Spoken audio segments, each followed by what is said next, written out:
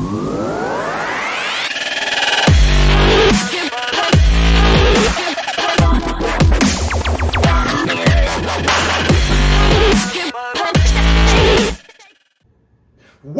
to Kyle Anthony's UFC betting show. I am Kyle Anthony, and welcome to the podcast. Welcome to the prediction show for UFC 240, Max Holloway versus Frankie Edgar. We're going to talk about two free plays that we have, as well as we have options on Wagertalk, so definitely check that out as well. And I have taken some time off the last two cards.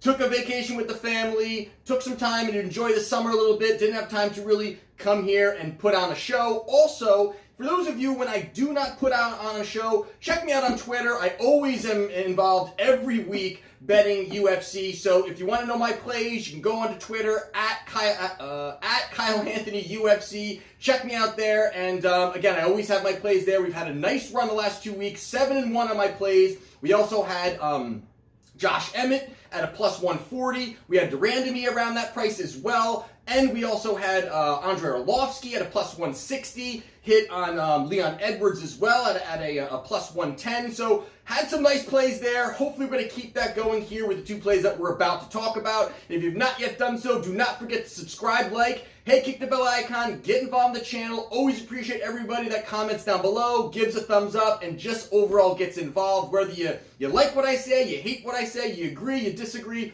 always enjoy those conversations, and it's always going to help this channel grow. So the first thing we're going to be talking about is our free play. Our free play is on the main event between Max Holloway and Frankie Edgar. Now, this fight was supposed to happen, then it didn't happen. There was some fallout, but what we're going to do here is we're going to break down their last four fights. And again, we're not going to be diving fully into this. This is really looking for opportunities where we believe one fighter has a chance to beat the other fighter. Good line. Where's the line headed? What are we going to find here? And I think we've got a nice spot here that I want to get into. So the first thing we're going to be talking about is Frankie Edgar. Now, Frankie Edgar, former world champion, everyone knows his ground game, everyone knows his wrestling, so we're going to just dive through his last three fights. Now, 3 fights ago, he fought Yair Rodriguez. Now, Yair Rodriguez at that time was a rising star. He was really, looking sensational, had some crazy knockouts, very, the way that he's able to put some of these spinning attacks, very creative with his striking, and a guy like Frankie Edgar did exactly what a lot of people thought he'd be able to do with the guy who doesn't have the strength to really defend these takedowns. And really going into that fight, Frankie Edgar came out there, pushed forward, kept getting the takedowns. Now, it was some of the most brutal ground and pound you will see. The way that Frankie got on top of him, smashed him out. It was an early finish for him. It was a second-round doctor stoppage. Yair was completely obliterated. It was a big win for Frankie Edgar. He looked good there against a guy inexperienced. Not sure again, could you take something away from the end of this fight? Possibly, but it was a great showing for Frankie overall. And then he fought Brian Ortega. Now, Ortega, another guy, rising star, comes from the Gracie background, has probably one of the best ground games out there when it comes to jiu-jitsu. Goes into this fight, knocks out Frankie in that first round with a great combination, a slick elbow that was able to do it and put him down. Big upset there. A lot of people said, Brian Ortega could be the next big thing. Weren't sure if he can get through a tough former champion like Frankie Edgar. And it was a short notice fight, but Brian Ortega goes out there and gets that victory. And then in a fight that I was actually at, Cub Swanson in Atlantic City, we were there, and it was a lopsided victory there for Frankie. Frankie went into that fight, totally dominated, controlled the posture, controlled the positioning, really had a lot of great opportunities for offense throughout that fight. And Cub is he's a long-time guy within the UFC and has really had some great highlights and never really got the upper echelon, but always within the top elite guys of that division. Ended up a lopsided victory for Frankie Edgar.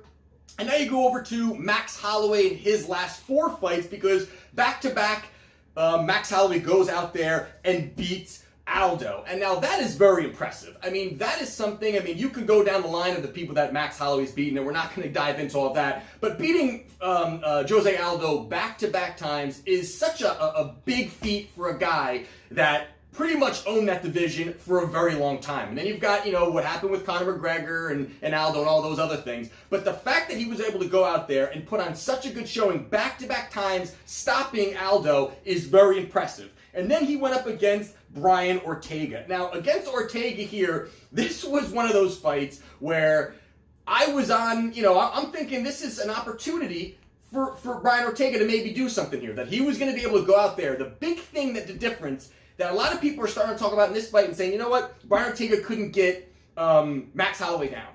But they're two completely different fighters when you look at Brian Ortega and Frankie Edgar. Because Edgar's got that wrestling and that aggressive push-forward style. And then you've got someone like Ortega who is just more slick. You leave a limb out there and he's going to be able to put something together and finish you. But his takedowns overall are not very good. Very low when it comes to percentages. So a little bit different of a fight there, but boy did Max Holloway put on a spanking to Brian Ortega. I mean, Ortega pretty much was able to just withstand the shots and stand and keep moving forward, but he was putting nothing together. The speed, the volume that Max puts out is very tough. We'll get into that in a minute.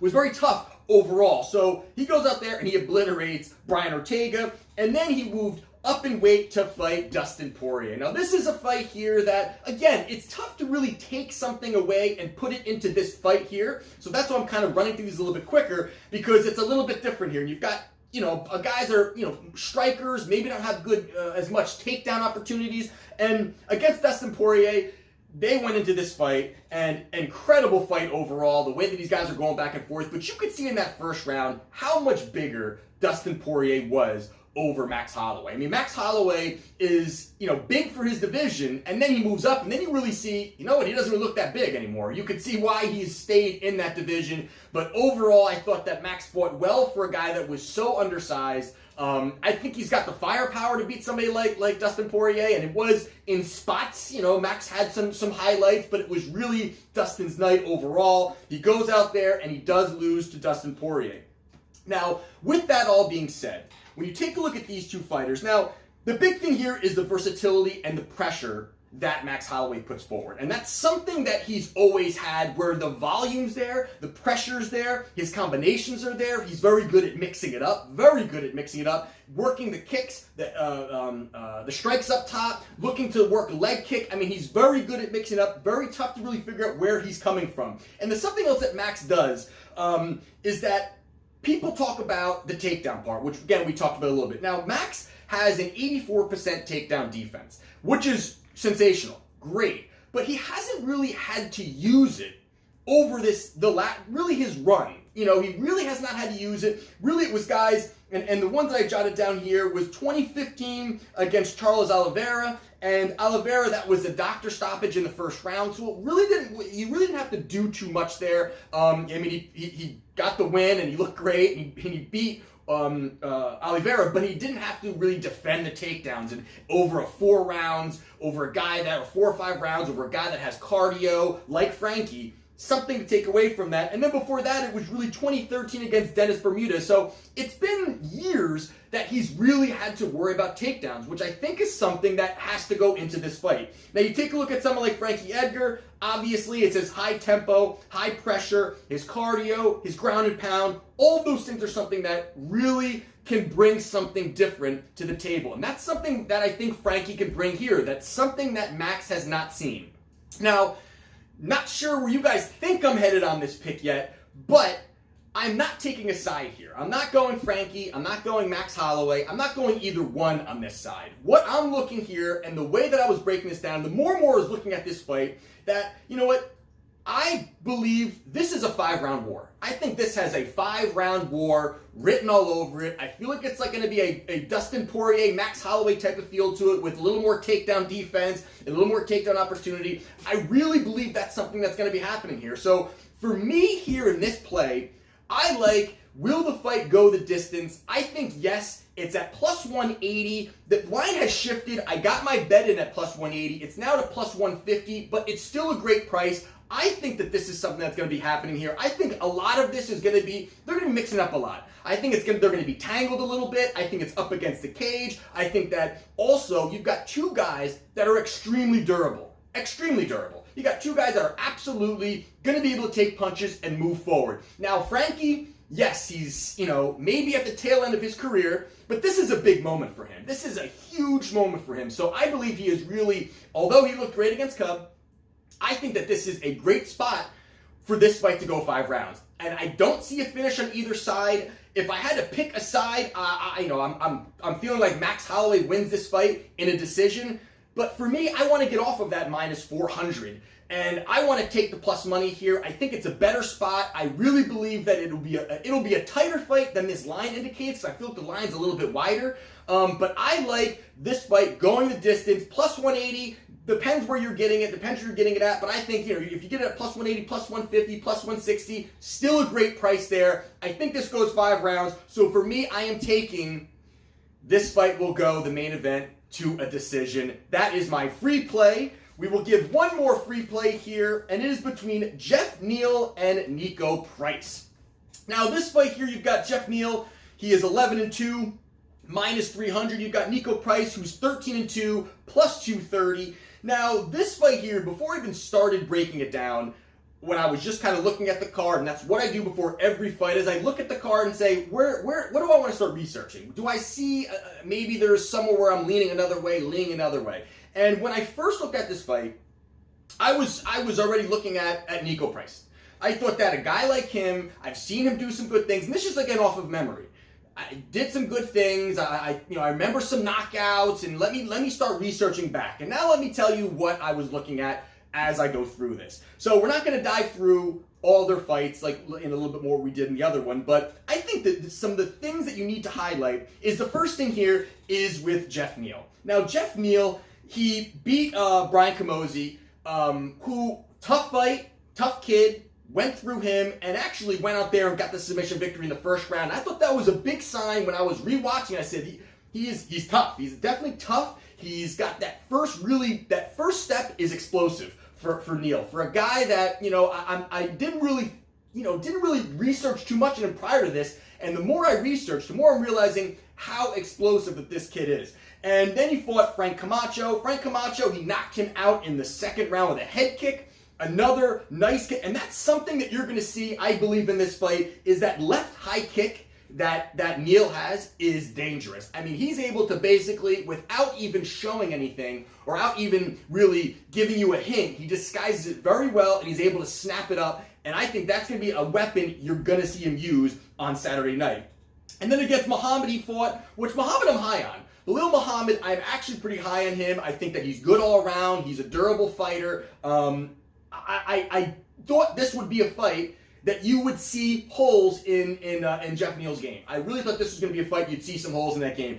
And overall, I mean, he went out there and he dominated. It was a clean sweep, a lopsided decision victory, and that was something, I think, those fights right there, there's a ton to take away from when you look at what's going on with him, how he's really continuing to evolve as a fighter, and he's increasing and elevating himself. You can see it fight to fight what he's doing. And then you've got Niko Price on the other side. Niko Price, now, the one fight that I do want to highlight is the fight with Randy Brown. Now, the fight with Randy Brown, it was a second round knockout for Niko Price. But in that, early in that fight, it was close. It was very, very close. You kept finding, there was a couple of weird spots where Niko Price would kind of be sloppy and kind of overextend himself.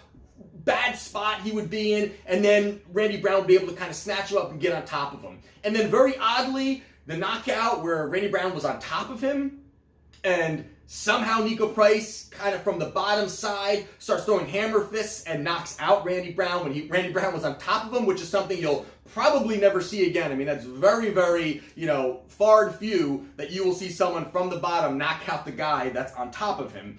And then the fight most recently against Tim Means. Now, Tim Means is a fight that a lot of people, that for me, I remembered it. That was a fight, I remember Niko Price knocked out Tim Means. But when you really look at what Tim Means has done, Tim Means is 2-5 in his last 7. He's another guy that was a PED guy, was caught, all these other things kind of going on with him. So really that downgrades that knockout. Kind of a weird knockout for Randy Brown. For me here, now when I'm taking a look at him, the big thing that I just kept seeing with Niko Price was really how sloppy his striking is. There's spots in there where he looks really good, he's crisp, and then 2 seconds later, he's overthrowing, throwing himself out of position, giving his opponent opportunity to really land a big shot or just get in good position. And I think a guy like Jeff Neal, who's going to have the strength, who's going to be having, who's very efficient with his striking. And that's something else that is huge here. That he's not looking to just land a big bomb or overthrow. He's going to sit back and he's going to wait. And when he needs to explode forward, he's going to do it. And I think a guy like Niko Price is just ready to be finished in this fight. I really like Jeff Neal here. I think the price, a 3-1 favorite, slightly high for me. But I really believe that it's still in the mix where it's a good bet, it's a strong bet, and I don't see really path to victory for Niko Price overall. I think that he's going to be knocked out. I'm not playing the knockout, but I think that's where it's going to be headed. I really want the fighter here. I think that I'm comfortable enough paying up, get him, and feel good about him just getting that victory. So I'm going Jeff Neal as my other free play. So those are my 2 free plays for UFC 240. We've got in the main event, will the main event go the distance? I've got yes at plus 180. And then also Jeff Neal to defeat Niko Price at minus 300. If you want to see my other plays, take a look on Wagertalk. I will have the bet review show out on Sunday. We'll go over these plays. We will discuss them, what happened. Definitely let me know down below if you agree, disagree, what your thoughts are. If you've got other plays that you do like, love to hear it. We'll continue the conversation down below. And this is Kyle Anthony's UFC Betting Show, and I'll see you at the bet review on Sunday.